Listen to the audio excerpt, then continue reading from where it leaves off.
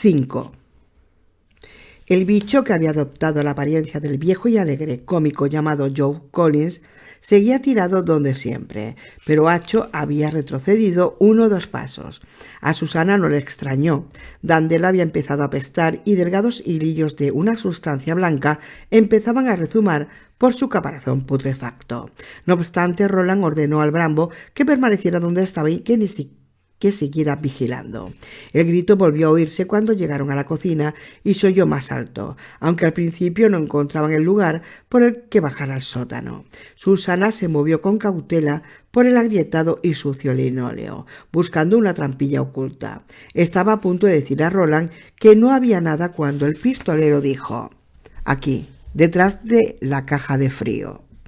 La nevera había dejado de ser un frigorífico de primera marca, a mano con un accesorio para fabricar cubitos en la puerta. Ahora era una cosa vieja y sucia, con el aparato para congelar arriba con la forma de tambor. La madre de Susana tenía algo así cuando ella era una niña, que respondía al nombre de Odetta. Pero su madre se habría muerto antes de permitir que el suyo tuviera una 10ª parte de suciedad, una 100ª parte.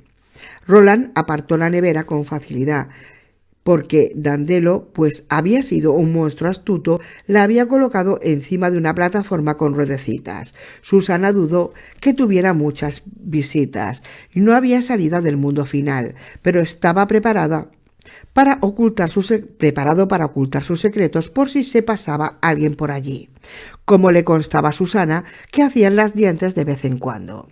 Imaginó que muy pocos habrían podido seguir su camino más allá de la pequeña cabaña de Old Lane.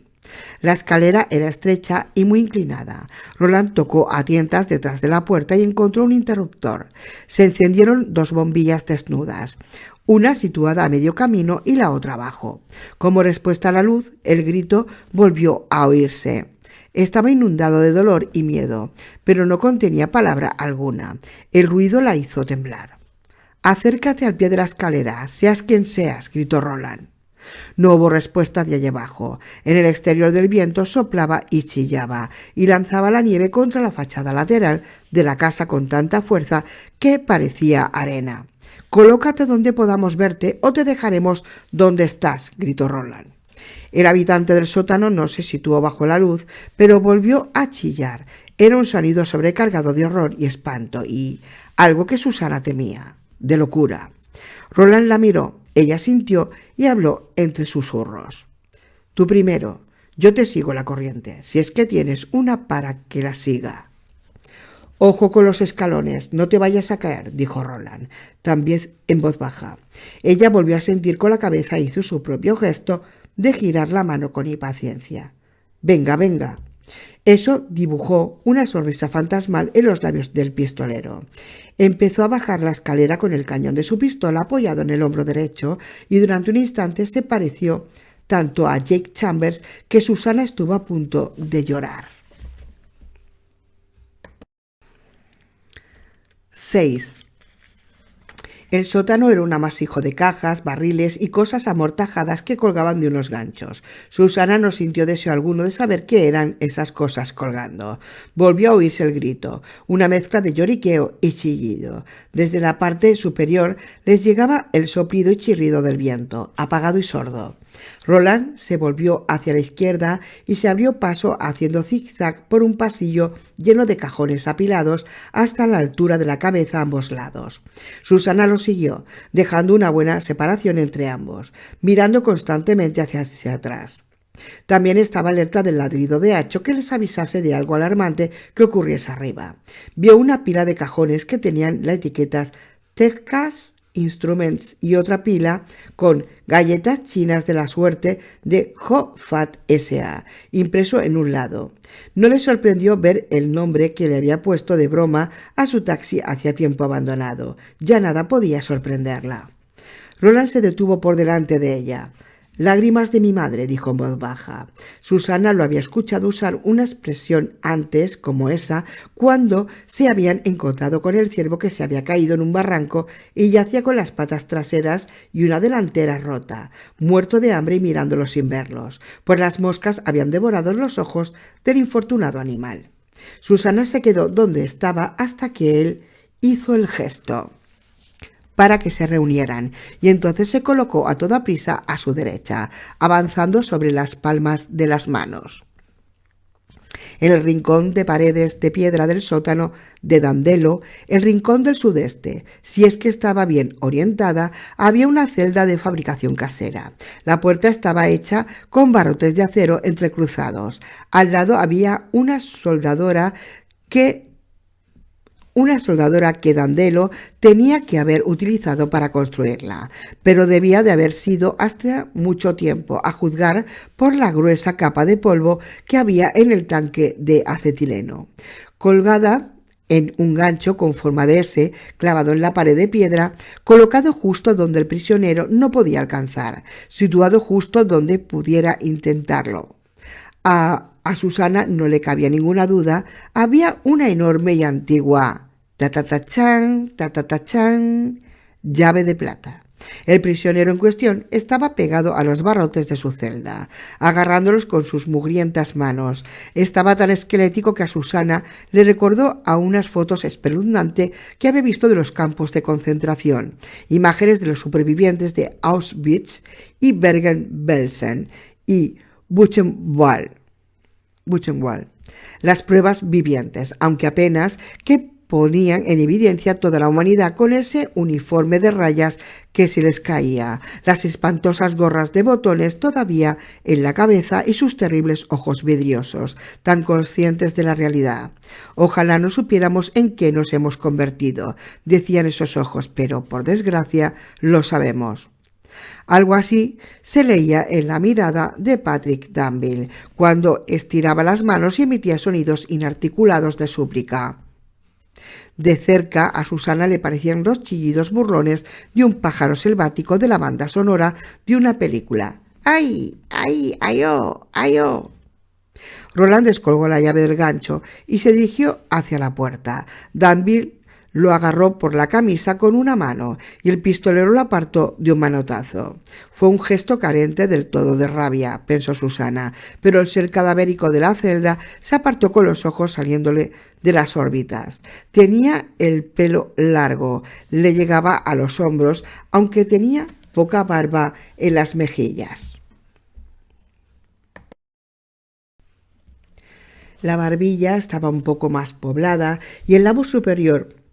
Susana pensó que podría tener 17, no muchos más. No pretendía ofenderte, Patrick, dijo Roland en un tono desenfadado de conversación. Puso la llave en el cerrojo. ¿Sois Patrick Danville?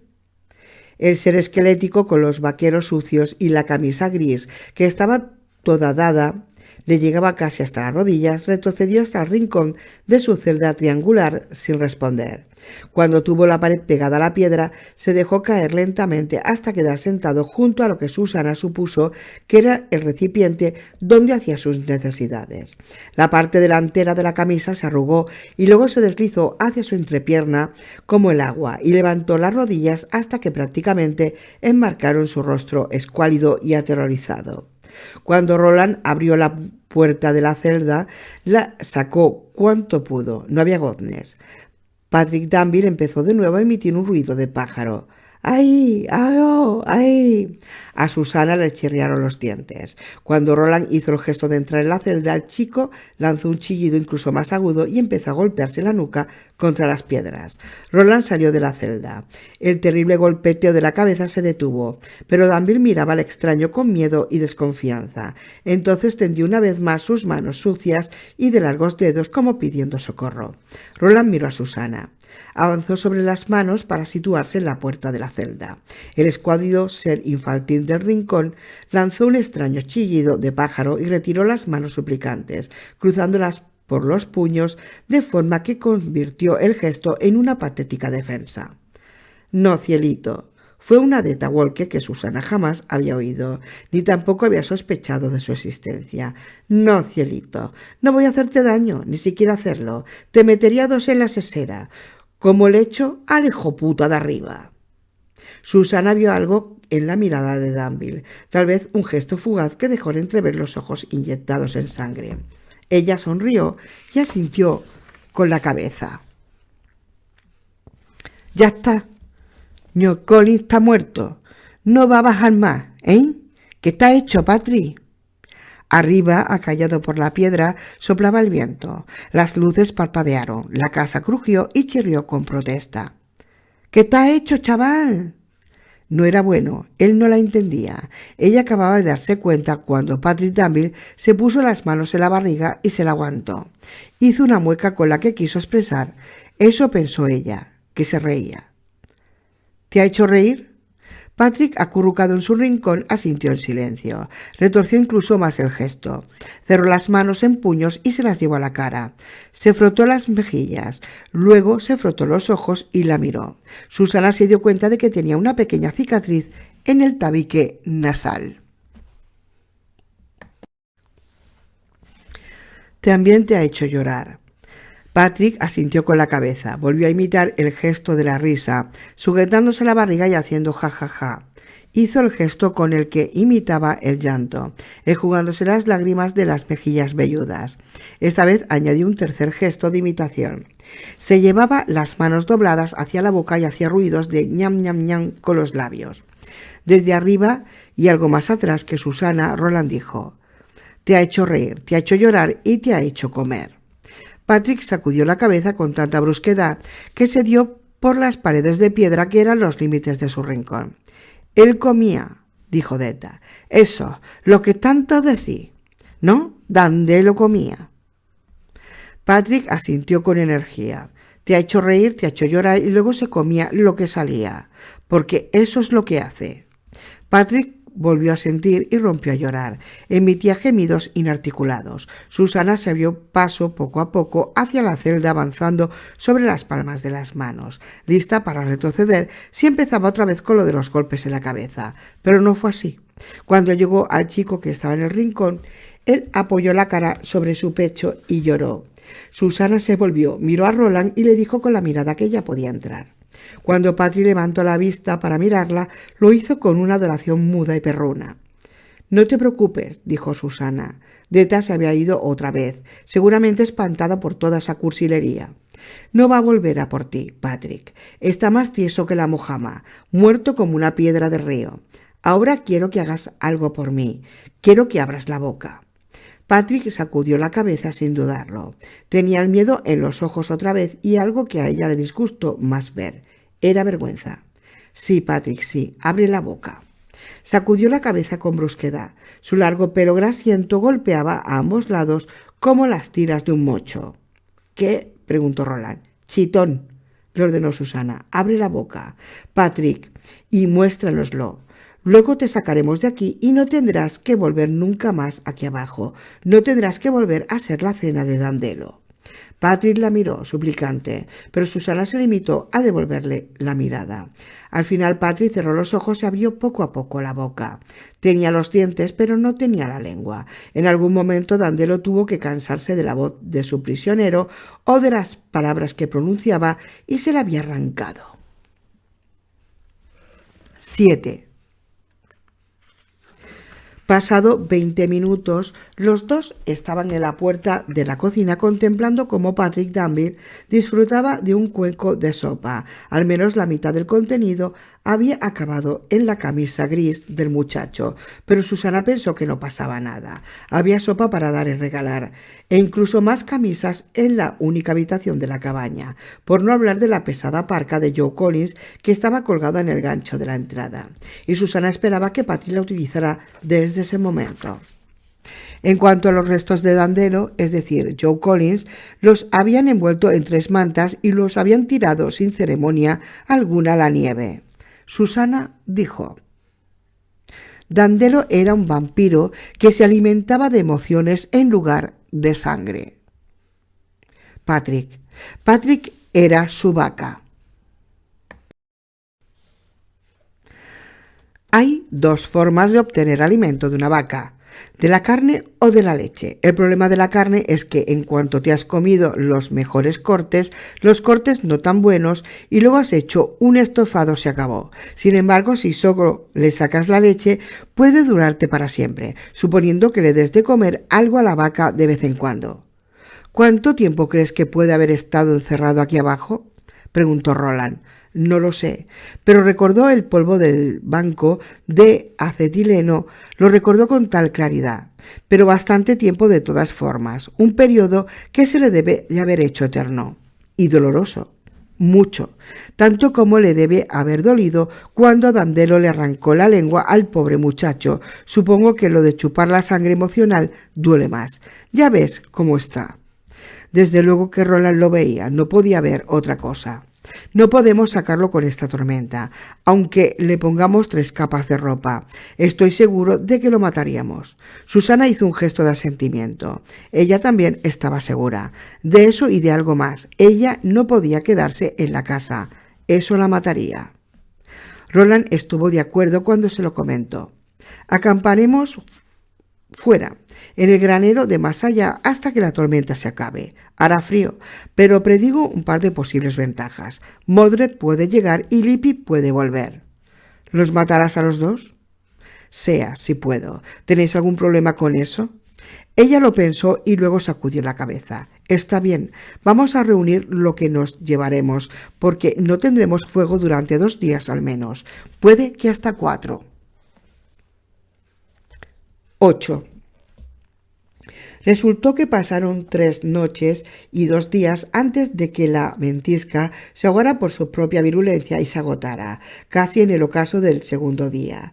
Lippy salió cojeando entre la tormenta y Roland le metió una bala en la pala ciega que tenía por cabeza. Mordred no llegó a aparecer, aunque Susana tenía la sensación de que estaba merodeando por allí cerca la segunda noche.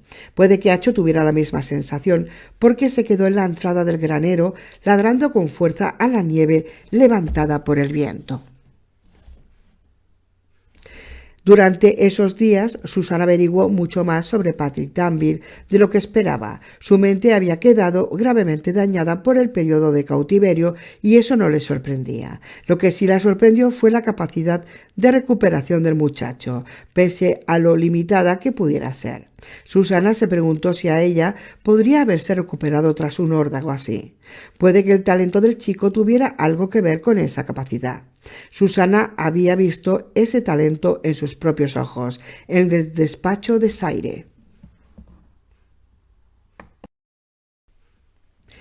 Dandelo había dado a su prisionero la cantidad mínima de comida para mantenerlo con vida y le había robado las emociones de forma constante, 2 veces por semana, a 3 veces y de vez en cuando incluso 4.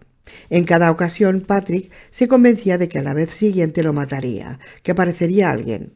Solo en el último periodo Patrick se había ahorrado los peores expolios de Sandelo, pues había tenido más visitas que de costumbre. Más tarde esa misma noche Roland le contó a Susana, cuando se habían acostado en el pajar, que creía que las últimas víctimas de Dandelo tenían que haber sido los exiliados que huían de Le Casse-Roi-Rouge o del pueblo que la circundaba. Susana no pudo más que sentir compasión al pensar en esos refugiados. El rey se ha ido, así que será mejor que nos demos el pire mientras podamos. Al fin y al cabo, el gran rojo puede tener la idea de volver y se le ha ido la olla. Le faltan unos tornillos. Tiene un ascensor que ya no llega a la azotea. En ciertas ocasiones, Joe había adoptado su verdadera apariencia de Dandelo delante de su prisionero y entonces se comía el terror que sentía el chico a resultas de verlo, pero quería mucho más que terror de su vaca cautiva. Susana supuso que cada emoción debía de tener un sabor peculiar, como comer carne de cerdo un día, pollo al día siguiente y pescado al siguiente. Patrick no podía hablar, pero sí gesticular y podía hacer algo más, en cuanto Roland les hubo enseñado un extravagante hallazgo que había hecho en la despensa. En una de las baldas más altas había una pila de gigantescos cuadernos de dibujo con la marca Michelangelo, especiales para carboncillo. No tenían carboncillo, pero cerca de los cuadernos había un montón de lápices nuevecitos del 2 de Eberhard Faber, cogidos con una goma de pollo. Lo que convertía el hallazgo en algo verdaderamente extravagante era el hecho de que alguien, seguramente Dandelo, había cortado con sumo cuidado la goma de todos los lápices. Las gomas estaban almacenadas en un tarro de cristal junto a los lápices, además de unos cuantos clips y un sacapuntas que parecía el silbato dibujado en el reverso de los pocos platos oriza que quedaban de Calabrin Sturgis. Cuando Patrick vio los cuadernos, su mirada siempre apagada se iluminó y alargó ambas manos con ansia por tenerlos, emitiendo gritos de impaciencia. Roland miró a Susana, quien se encogió de hombros y dijo: «Veamos qué puede hacer. Yo ya me hago una idea bastante clara. ¿Y tú?» Resultó que podía hacer muchas cosas. La habilidad para el dibujo de Patrick Danville era poco menos que maravillosa, y sus dibujos le otorgaban toda la voz que necesitaba. Los producía con rapidez y con placer evidente. No parecía molesto en absoluto por su desgarradora claridad. En un dibujo se veía a Joe Collins troceando con un machete la nuca de un visitante inesperado, con los labios metidos hacia adentro y con una sonrisa grotesca de deleite. Junto al punto de impacto al chico había escrito «Chas» y «Splash», y con grandes letras de cómic. Por encima de la cabeza de Collins, Patrick había dibujado un bocadillo de pensamiento con las palabras «Te pillao, bacalao» dentro. En otra imagen se veía al mismísimo Patrick, tendido en el suelo, reducido a la indefensión por la risa que estaba pintada con terrible detallismo. No había necesidad de añadir los ja que estaban repartidos sobre su cabeza, mientras Collins estaba de pie junto a él con las manos en los muslos, observándolo. Patrick giró la hoja del dibujo y rápidamente hizo otro en el que se veía a Collins de rodillas, con una mano agarrando a Patrick por el pelo con los labios cerrados justo enfrente de la sonrisa de Patrick, de boca con gesto agonizante. Rápidamente, en un único movimiento, practicando la punta del lápiz jamás abandonaba el papel, el muchacho dibujó otro bocadillo de tira cómica sobre la cabeza del hombre y luego escribió 7 letras y 4 signos de exclamación a cada lado. «¿Qué dice?», preguntó Roland fascinado. «Ñam, qué rico», respondió Susana. Su voz sonó susurrante y disgustada. Salvo por esa cuestión, Susana podría haberse quedado horas mirando cómo dibujaba. De hecho, así lo hizo. La velocidad del lápiz resultaba espeluznante y ninguno de ellos pensó jamás en pasarle una de las gomas mutiladas, porque no parecían necesitarlas. Por lo que Susana pudo ver, el chico o bien nunca cometía un error o importaba los errores en sus dibujos de forma tal como los convertía. Bueno, ¿por qué fijarse solo en las palabras si eran las que tocaban? Pequeños actos de genialidad. Y los dibujos resultantes no eran esbozo, en realidad no, sino obras de arte acabadas en sí misma. Susana sabía lo de que Patrick, o un Patrick de otro mundo de la senda de Laz, sería capaz de hacer con los óleos, y ese conocimiento le hizo sentir frío y calor al mismo tiempo. ¿Qué tenían allí? ¿Un Rembrandt sin lengua? Se le ocurrió que ese era su segundo sabio idiota. El tercero sí contaban a Acho y a Shemi. Susana solo pensó en una ocasión en la falta de interés por las gomas y lo atribuyó a la arrogancia del genio. Ni por un segundo se le ocurrió ni a Roland que esta versión joven de Patrick Danville no supiera todavía que existía algo como las gomas. 9. Cuando se acercaban al final de la tercera noche, Susana se despertó en el despacho diáfano, miró a Patrick, que yacía dormido junto a ella, y bajó por la escalera. Roland estaba de pie en la entrada del granero, fumando un cigarrillo y contemplando el exterior. La nieve había parado. Una luna tardía hizo aparición y convirtió la nieve recién caída en el camino de la torre en una tierra plagada de destellos de belleza callada. La atmósfera era tranquila y tan fría que Susana sentía que la humedad de la nariz empezaba a resquebrajarse. En la distancia escuchó el sonido de un motor. Cuando escuchó con más atención, le pareció que se estaba acercando. Le preguntó a Roland si sabía qué podía ser o qué podía suponer para ellos. «Creo que es probable que sea el robot llamado Bill Tartaja, que está haciendo su turno de tarde de limpieza del camino», dijo. «Puede que tenga una de esas cosas de antenas en la cabeza, como los lobos, ¿te acuerdas?». Se acordaba muy bien y lo dijo. Puede que tenga alguna especie de alianza especial con Dandelo, respondió Roland. No creo que sea posible, pero no sería lo más raro que podría ocurrir. Prepárate para detener uno de tus platos preparados por si se presenta, y yo estaré preparado con mi pistola. Pero no crees que sea posible. Susana quería tener una certeza del 100% en ese aspecto. No, respondió Roland, nos llevaría, tal vez, hasta la mismísima torre, y aunque no fuera así, podría llevarnos hasta la frontera de las Tierras Blancas. Eso estaría bien, porque el chico sigue estando débil. Esto suscitó una pregunta a Susana. Lo llamaremos muchacho porque parece un muchacho, dijo. ¿Pero cuántos años crees que tiene? Roland sacudió la cabeza. Seguro que no tiene menos de 16 o 17, pero también podría tener 30. El tiempo era extraño cuando los haces sufrían ataques y daba extraños saltos y retortijones. Lo puedo asegurar. ¿Stephen King lo puso en nuestro camino? No puedo asegurarlo, solo sé que lo conocía, eso seguro. Hizo una pausa. La torre está tan cerca, ¿lo sientes? Susana lo sentía y todo el tiempo. Algunas veces era una pulsión, algunas veces era un canto y muy a menudo eran ambos. Y la Polaroid todavía colgaba en la pared de la cabaña de Dandelo. Eso, al menos, no había sido parte de la atracción. Todas las noches, en sus sueños, al menos una vez vio la torre en esa fotografía, que se alzaba al final de su campo de rosas, con piedra de color gris hollín sobre un cielo turbulento donde las nubes se ramificaban en todas direcciones, junto con los dos haces que todavía aguantaban. Susana entendía lo que decían las voces. Con mala, ven, ven, pero no creía que se lo cantaran a ella o para ella. No, digamos nunca la vida. Esa era la canción de Roland y de nadie más. Pero ella había empezado a albergar la esperanza que eso no significara necesariamente que ella iba a morir entre ese momento y el final de la búsqueda. Había estado teniendo sus propios sueños. 10.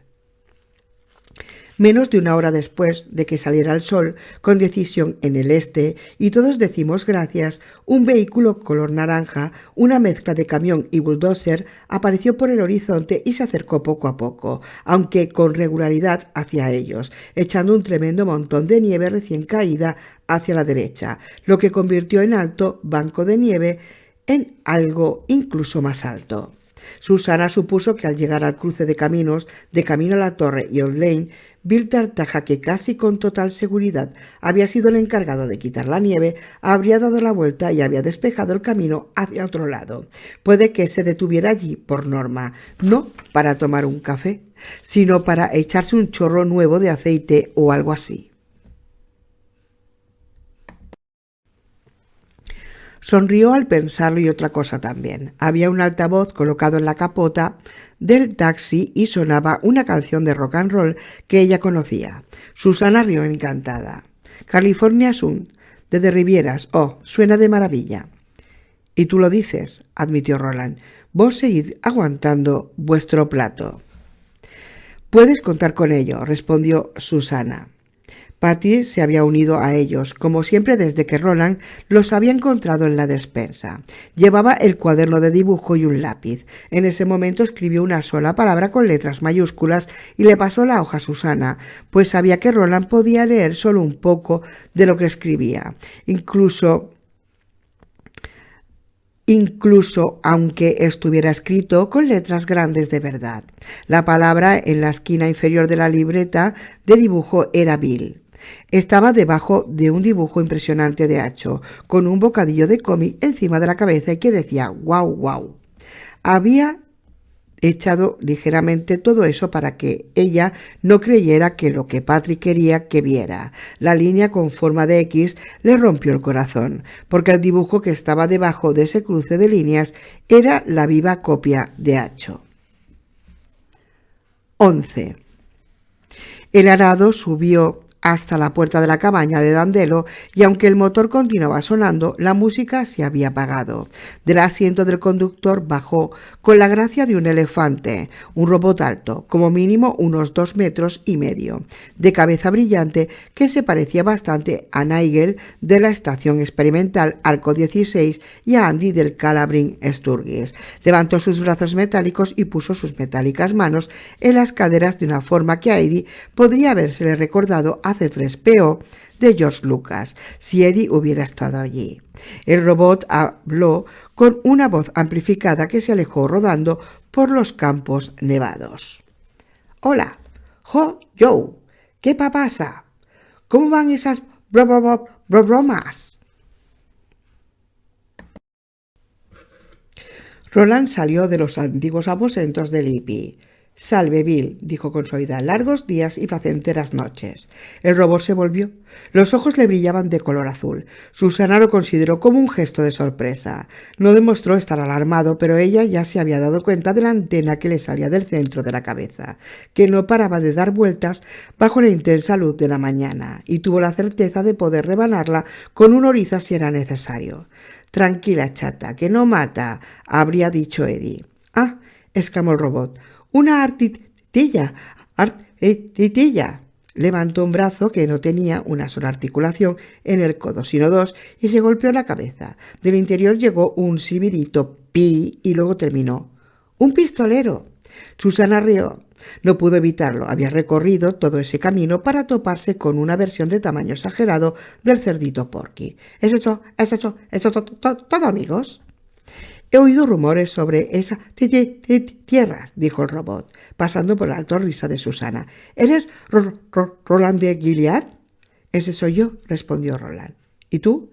«William, de 746541M, robot de mantenimiento. Muchas otras funciones. Joe Collins me llama Bill el tartamudo. Tengo un surcircuito chamuscado aquí dentro. Podría arreglarlo, pero me lo prohibieron, y como es el único humano que hay aquí, dejó de hablar. Susana escuchó con bastante claridad el traqueteo de los relés en alguna parte del interior del robot, y lo que pensó era que no era C3PO, a quien jamás había visto, sino Robbie, el robot de Planeta Prohibido. Entonces Bill el Tartaja la conmovió bastante al llevarse una mano de metal a la frente y hacer una reverencia, pero no se la dedicó ni a ella ni a Roland. Dijo: «Salve, Patty Bill, hijo de Sonia. Es bueno verte en el exterior, la luz del día, claro».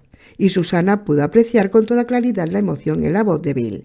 Era verdadera alegría y se sintió mejor al bajar el plato. 12. Garlaron en el patio. Bill había querido entrar en la cabaña porque tenía un sistema olfativo rudimentario. Los Hun estaban mejor equipados, sabían que la cabaña apestaba y ni siquiera estaba caliente como para recordarla, porque tanto el mobiliario como el fuego estaban acabados. En cualquier caso, la garla no duró mucho tiempo. William, el robot de mantenimiento, muchas otras funciones, había contado con el ser que a veces se hacía llamar Joe Collins para que fuera su amo, pues no había nadie más a quien endosarle el trabajo. Además, Collins Dandelo tenía las palabras decodificadoras necesarias. No estaba autorizado a darle las palabras decodificadoras cuando me las preguntó, dijo Bill Tartaja, pero mi programación me prohibía entregarle ciertos manuales donde estaba la información que necesitaba. La burocracia es una maravilla, comentó Susana. Bill dijo que se había mantenido lejos de Joe, siempre que había podido y durante el mayor tiempo que había podido, aunque se había visto obligado a volver cuando era necesario despejar el camino de la torre. Eso también estaba en su programación y una vez al mes llevaba las provisiones, comida en conserva, sobre todo desde lo que la llamaba la Federal. También le gustaba ver a Patrick, que en una ocasión le había dado a Bill una foto maravillosa de sí mismo que solía mirar a menudo y de la que había hecho muchas copias. Aún así, cada vez que acudía a aquel lugar, les dijo a modo de confidencia que estaba seguro que no encontraría a Patrick, de que estaría muerto y tirado con descuido por el bosque en la parte trasera en dirección a un lugar que Bill llamaba las yermas, como si se tratase de un desperdicio inservible. Pero ahora estaba vivo y libre y Bill se sentía encantado. «Porque tengo emociones rudimentarias», dijo, y Susana le pareció que alguien reconocía una mala costumbre. «¿Necesitas palabras decodificadoras para nosotros, para poder aceptar nuestras órdenes?», preguntó Roland. «Sí, Say», respondió Bill Tartaja. «Mierda», murmuró Susana. «Tuvieron un problema parecido con Andy, en Cala Bryn Sturgis». Sí, sin embargo», dijo Bill Tartaja, «si quieren emitir sus órdenes en forma de sugerencia, estoy seguro de estar Levantó el brazo y volvió a darse un golpe en la cabeza. El bip volvió a oírse una vez más, pero no le salió de la boca, sino de la zona del pecho, pensó Susana. «Encantado de cumplirlas», finalizó. «Mi primera sugerencia que es que arregles ese puto tartamudeo», dijo Roland, y luego se volvió maravillado. Patri se había desmayado sobre la nieve, se agarraba el viento y reía a voces, con gritos entrecortados. Acho correteaba a su alrededor, ladrando, pero Acho era inofensivo. Esta vez nadie podía robarle la felicidad a Patrick, le pertenecía solo a él, y a esos pocos afortunados que pudieran oírlo. 13. En el bosque, más allá del cruce de caminos despejado, hacia lo que Bill habría llamado las yermas, un adolescente que tiembla, envuelto en pellejos apestosos y a medio raspar, contemplaba el cuarteto que estaba delante de la caballa de Dandelo. «Moríos», pensó, «moríos. ¿Por qué no me hacéis todos un favor y os morís?» Pero no se morían, y el alegre sonido de sus risas cortaba como los cuchillos.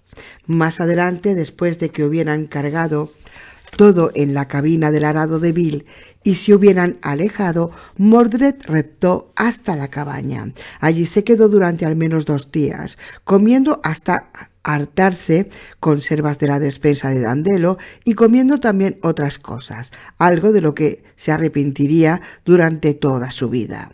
Pasó esos días recuperando fuerzas porque la gran tormenta había estado a punto de matarle. Creía que el odio lo mantenía vivo, simplemente eso. O tal vez fuera la torre. Pues él también lo sentía, esa pulsión, esos cantos. Pero lo que Roland, Susana y Patrick escuchaban en un tono mayor, Mordred lo escuchaba en un tono menor. Y cuando ellos escuchaban muchas voces, Mordred escuchaba solo una.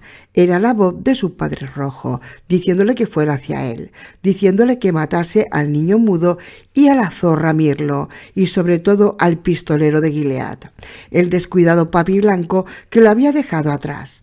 Claro que su papá rojo también lo había dejado atrás, pero Mordred ni siquiera lo pensó.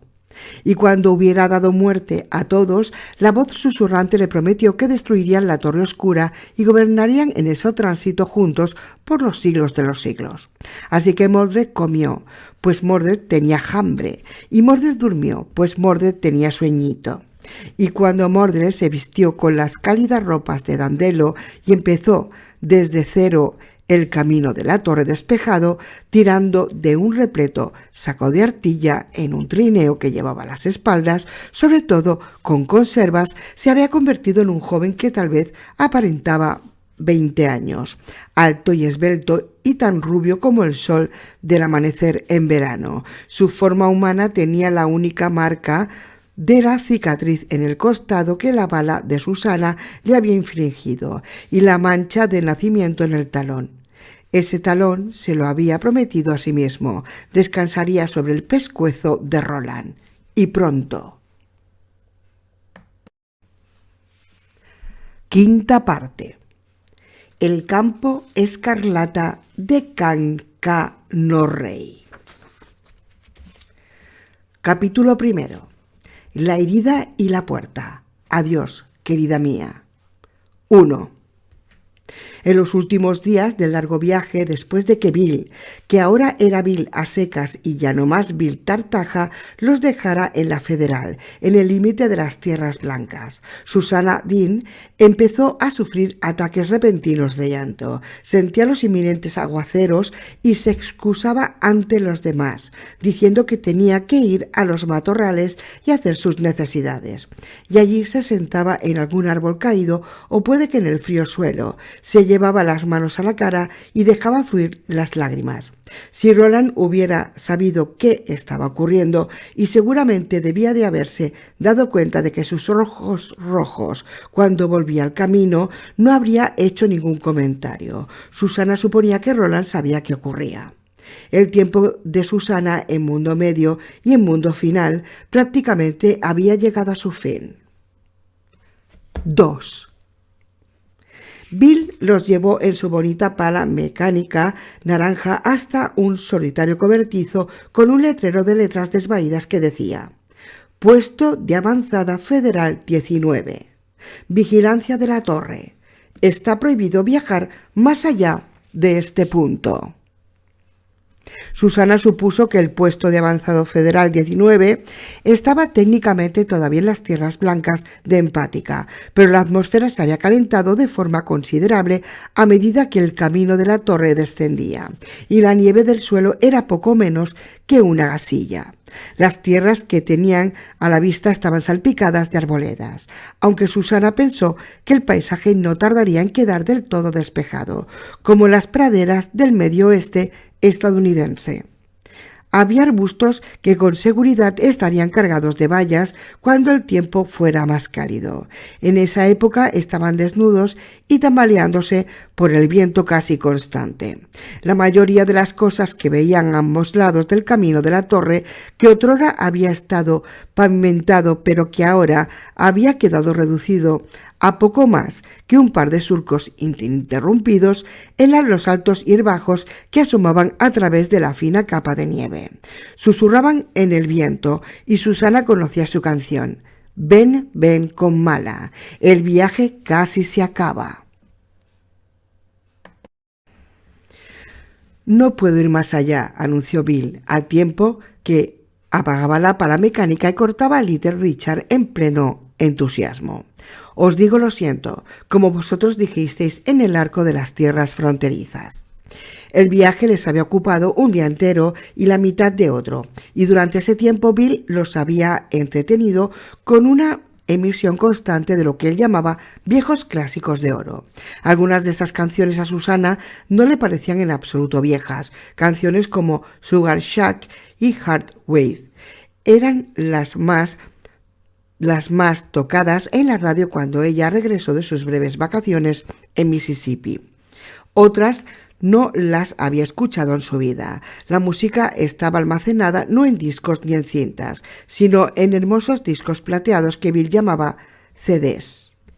Los metía por una ranura del tablero lleno de instrumentación de la excavadora y la música salía al menos por 8 altavoces distintos. Supuso que cualquier música le habría sonado bien, pero se sintió conmovida en especial por esas dos canciones que no había escuchado nunca. Una de ellas era una de rock and roll, tremendamente alegre, titulado She Loves You.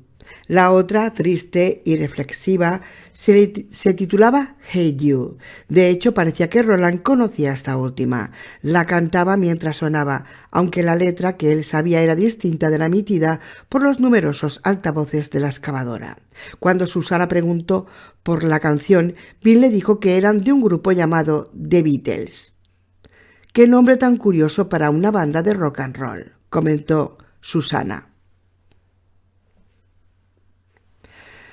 Patrick, que iba sentado con Acho en el pequeño asiento trasero de la excavadora, le dio un golpecito en el hombro. Susanna se volvió y él le pasó el cuaderno con el que se le intentaba arreglar en ese momento. Debajo de un dibujo de Roland de perfil había escrito Beatles, no Beatles, sino Beatles. Es un nombre muy curioso para una banda de rock and roll sin importar cómo se escriba, comentó Susanna, y eso le dio una idea. Patrick, ¿tienes el toque? Cuando el chico frunció el ceño y levantó las manos, como diciendo «no entiendo lo que dices», Susana le reformuló la pregunta «¿puedes leerme la mente?». Patrick se encogió de hombros y sonrió. Con este gesto quería decir «no sé», aunque Susana creía que sí sabía. Estaba convencida de que lo hacía muy bien. 3. Llegaron a la Federal casi al mediodía y allí Bill les sirvió una estupenda comida. Patrick devoró la suya y luego se echó hacia un lado con Acho enroscado a sus pies, mientras dibujaba a los demás sentados en torno a la mesa en lo que en un pasado había sido una sala de reuniones. Las paredes de esa habitación estaban cubiertas con monitores de televisión. Susana supuso que habría unos 100 o más. Deben de haberse fabricados para durar, porque algunos de ellos todavía funcionaban. En un par de ellos se veían las montañas que rodeaban el cobertizo, pero la mayoría no proyectaban más que imágenes de la nieve y en una se veía una serie de líneas giratorias que la mareaban si la miraban durante demasiado tiempo.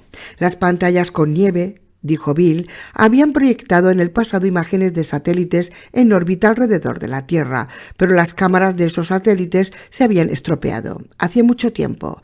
La que tenía las líneas giratorias era más interesante. Bill les contó que hasta hacía un par de meses en esa pantalla se veía la imagen de la Torre Oscura, pero de pronto la imagen se esfumó y se convirtió en esas líneas. No creo que al rey carmesí le gustase salir por televisión, les dijo Bill, sobre todo si sabía que podía tener visitas. ¿Queréis otro bocadillo? Hay muchos, os lo aseguro. ¿No? ¿Sopa, entonces? ¿Y tú, Patrick? Estás demasiado delgado, ¿sabes? Muy delgado. Patrick le dio la vuelta a su cuaderno y le enseñó un dibujo a Bill, haciéndole una reverencia a Susana, una bandeja llena de bocadillos cortados con una mano metálica, una jarra de té helado en la otra. Como todos los dibujos de Patrick, era mucho más que una caricatura, aunque lo había realizado con una velocidad manual que resultaba espeluznante. Susana aplaudió. Roland sonrió y asintió.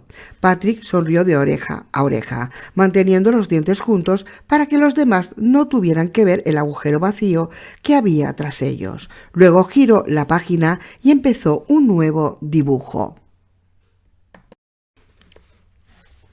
Hay una flota de vehículos ahí detrás, comentó Bill, y aunque muchos de ellos ya no funcionan, algunos sí. Puedo daros un camión con tracción en las 4 ruedas, y aunque no puedo aseguraros que todavía funcione bien, creo que podéis contar con que os llevará al menos hasta la Torre Oscura, que no está a más de 120 ruedas de aquí.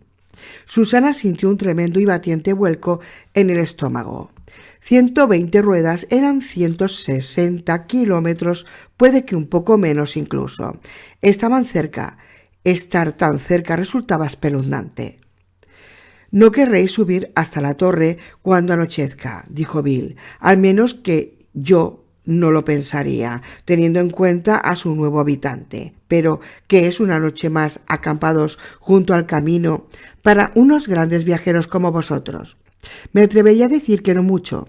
Incluso si pasáis una noche más en el camino, a menos que tengáis alguna avería que los dioses saben que siempre se pueden producir, tendréis vuestra meta a la vista a media mañana de mañana.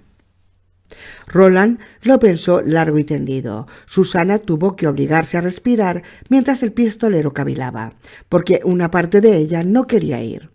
No estoy lista, pensaba esa parte de ella, y había una parte más profunda, un parte que recordaba hasta el último detalle lo que se había convertido en un sueño recurrente, y en evolución, que pensaba algo más. Yo no quería ir en absoluto, no hasta el final.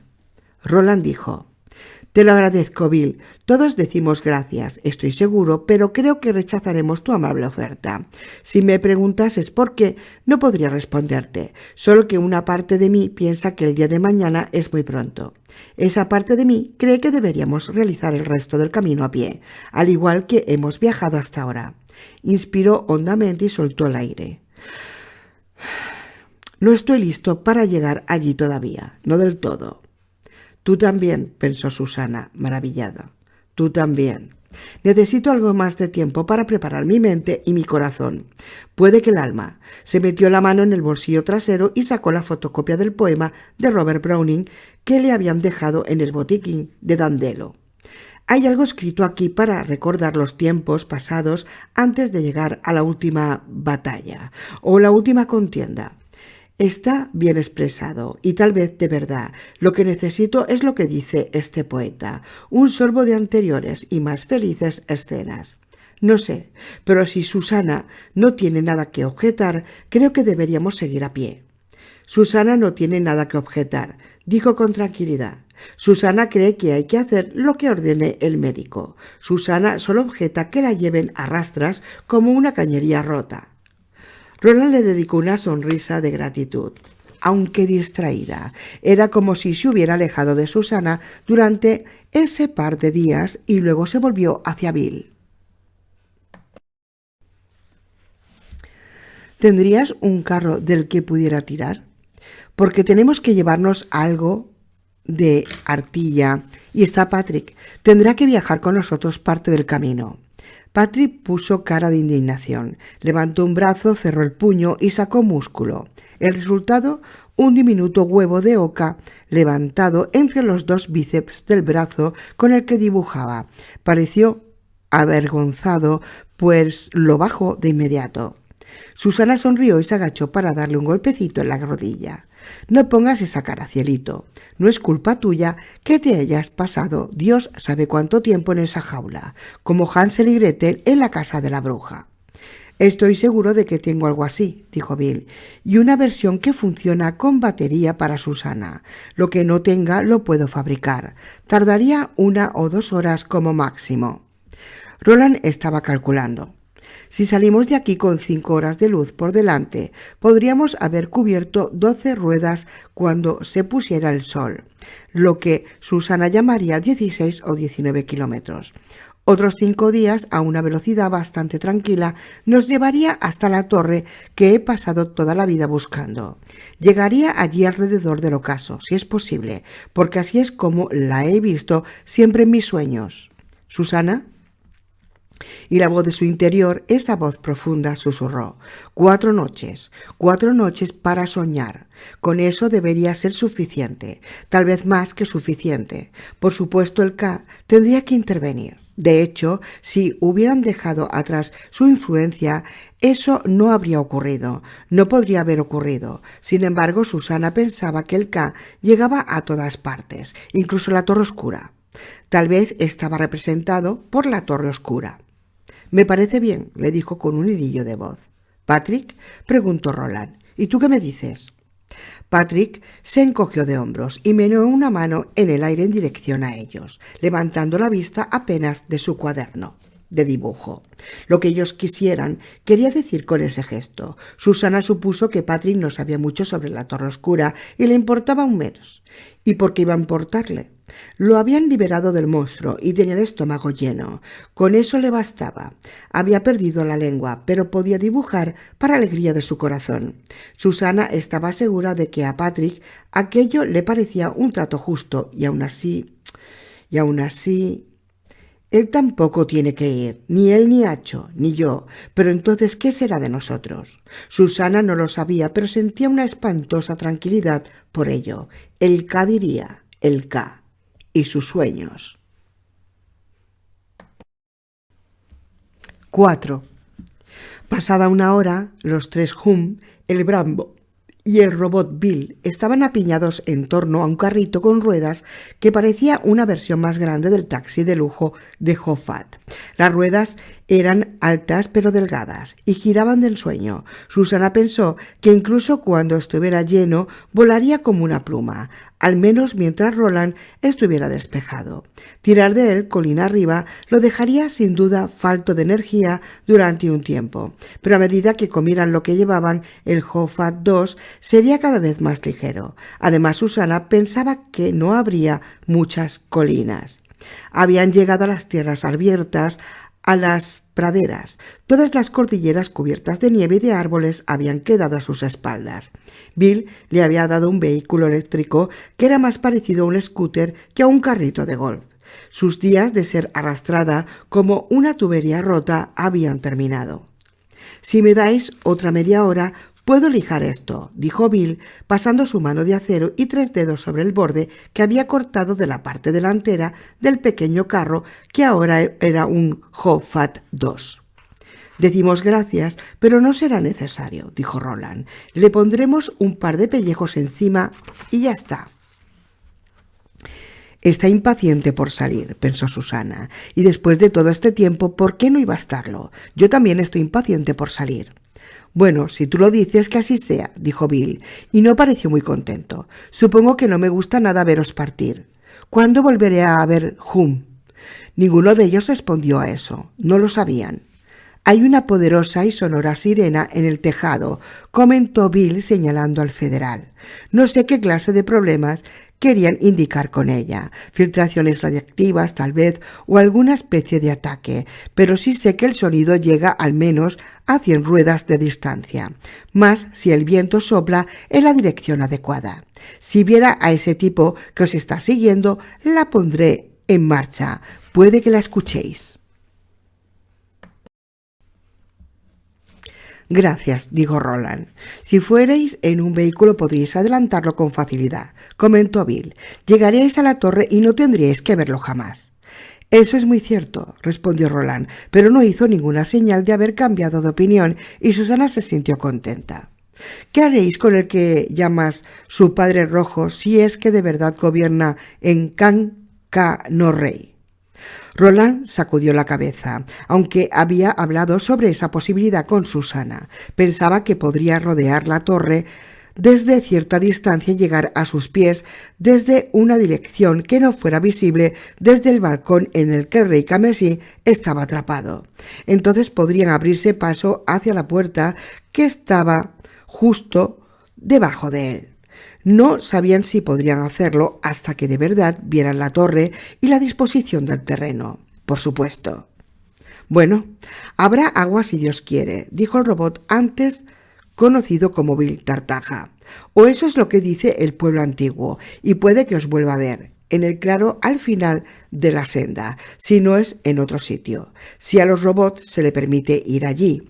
Espero que sí, porque tengo muchos conocidos a los que volvería a ver».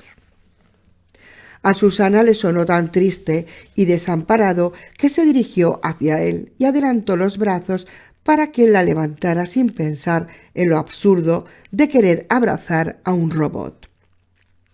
Pero el robot la levantó a ella. Y lo abrazó, y con bastante fervor. Además, Bill era una compensación del malvado Andy, el de Calabrín Sturgis, y valía la pena abrazarlo por eso, aunque no hubiera otra razón. Cuando la rodeó con sus brazos, Susana pensó que Bill podría partirla en dos con esos brazos de acero y titanio si hubiera querido. Pero no quería. Fue delicado. «Largos días y placenteras noches, Bill», dijo Susana, «que a bien tengáis, y todos lo decimos». «Gracias, señora», respondió y la puso en el suelo. «Digo, Grace, gracia. Digo, Grace, gracia. Bip».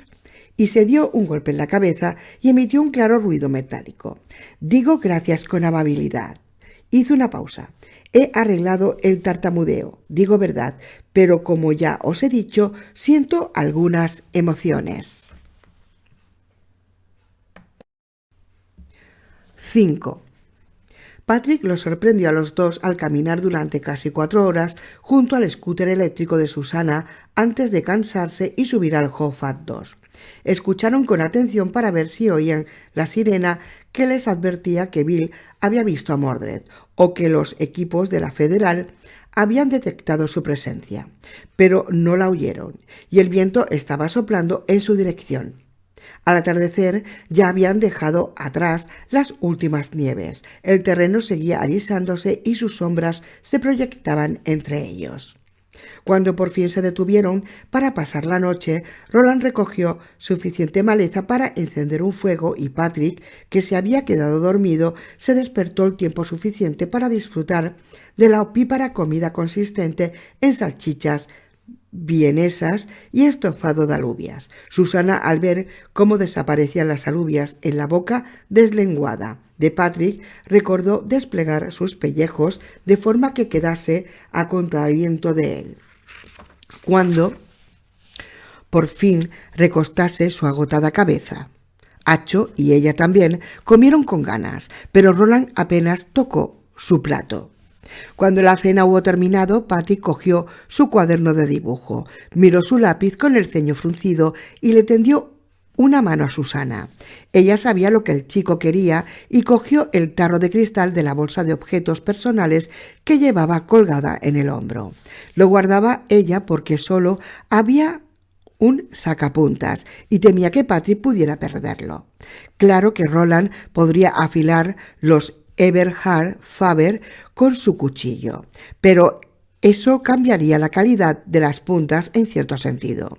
Giró el bote y se desparramaron las gomas y los clips y el objeto requerido sobre su mano cóncava. Luego se lo pasó a Patrick, quien afiló su lápiz con un par de rápidas vueltas, se lo envolvió y de inmediato se puso manos a la obra. Durante un instante, Susana se quedó mirando las gomas rosas y se preguntó por qué se habría molestado Dandelo en cortarlas. ¿Para poder fastidiar al chico? De ser así, no había funcionado. Puede que si hubiera sido más mayor, cuando las sublimes conexiones entre su cerebro y sus dedos se hubieran oxidado un poco, cuando el pequeño, aunque inestimablemente inteligente mundo de su talento se hubiera movido, podría necesitar las gomas, porque en ese instante incluso sus errores seguían siendo inspiraciones. No dibujó durante mucho tiempo. Cuando Susana lo vio sacudir la cabeza sobre su cuaderno bajo el resplandor anaranjado del sol que se ocultaba, se la quitó de los dedos que no se resistieron. Lo acostó en la pared trasera del carro, apoyado por la parte de delante, en equilibrio, sobre un afloramiento de roca que salía del suelo. Lo cubrió con los pellejos y lo besó en la mejilla. Dormido, Patrick levantó una mano y le tocó la herida que tenía junto a la boca. Susana hizo un gesto de dolor. Luego se quedó quieta al sentir el agradable tacto. La herida había vuelto a coagularse, pero latía con fuerza y le dolía. Incluso reírse le dolía esos días. La mano cayó y Patrick se durmió. Habían salido las estrellas. Roland las observaba absorto. «¿Qué ves?», le preguntó Susana. «¿Qué ves tú?», le preguntó Roland. Susana contempló el celestial paisaje que iba adquiriendo luminosidad. «Bueno», dijo, «ahí está la vieja estrella y la vieja madre, pero al parecer se han desplazado hacia el oeste y allí, oh Dios mío». Susana le puso las manos en las mejillas con barba de 3 días a Roland. En realidad nunca le salía una barba de verdad, a lo más una pelusilla, y lo giró hacia sí. «Esa no estaba. Esa estaba en nuestro mundo, Roland. La llamamos la Osa Mayor». Roland asintió con la cabeza. «Y en una ocasión, según los libros antiguos que había en la biblioteca de mi padre, también estuvo en el firmamento de nuestro mundo. La llamaban la Osa de Lidia, y ahora aquí está de nuevo». Se volvió hacia Susana, sonriendo. «Otra señal de vida y renovación. ¿Cómo debe de detestar el rey carmesí levantar la vista desde su confinamiento y verla surcar los cielos?» 6. No mucho tiempo después, Susana se quedó dormida y soñó. 7.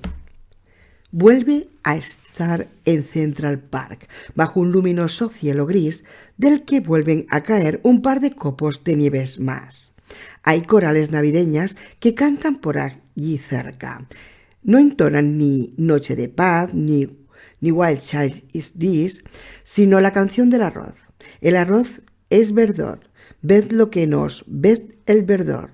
Ven, ven, con mala. Se quita la gorra con miedo de que haya cambiado de algún modo, pero sigue diciendo Feliz Navidad. Y nada de gemelos. Se siente reconfortada. Mira a su alrededor y allí están Eddie y Jake, sonriéndole de oreja a oreja. Llevan la cabeza al desnudo. Ella tiene sus gorras. Ha mezclado sus gorras. Eddie lleva una sudadera que dice Yo bebo Noz Ala. Jake lleva uno que dice Yo conduzco el Takuro Spirit. Nada de todo esto es precisamente una novedad. Lo que ella ve de detrás de ellos, de pie junto a una calzada que lleva a la Quinta Avenida, sí que lo es, sin duda. Es una puerta de 1,80 m y 2 más o menos, y fabricada de sólida fustaferro, a juzgar por sus apariencias. El mango de la puerta es de oro puro y está ornamentado con una figura que la pistolera acaba reconociendo. Son 2 lápices cruzados. Son Eberhard Faber del número 2. No le cabe ninguna duda. Y les han cortado las gomas. Eddie sostiene un vaso de chocolate caliente. Es el chocolate perfecto, Mid Slack encima y un poco de nuez moscada manchando la leche. Toma, dice, te he traído chocolate caliente. Ella ignora la taza que le ofrecen. Se siente fascinada por la puerta. Es como las que había en la playa, ¿verdad?, pregunta. Sí, dice Eddie. No, dice Jake al mismo tiempo. Ya lo averiguarás, dicen a la vez, y se miran sonriendo entre sí, encantados. Ella pasa por su lado, caminando. Escrito entre las puertas a través de las que los trajo Roland estaba El prisionero y la dama de las sombras y el camello. Grabado en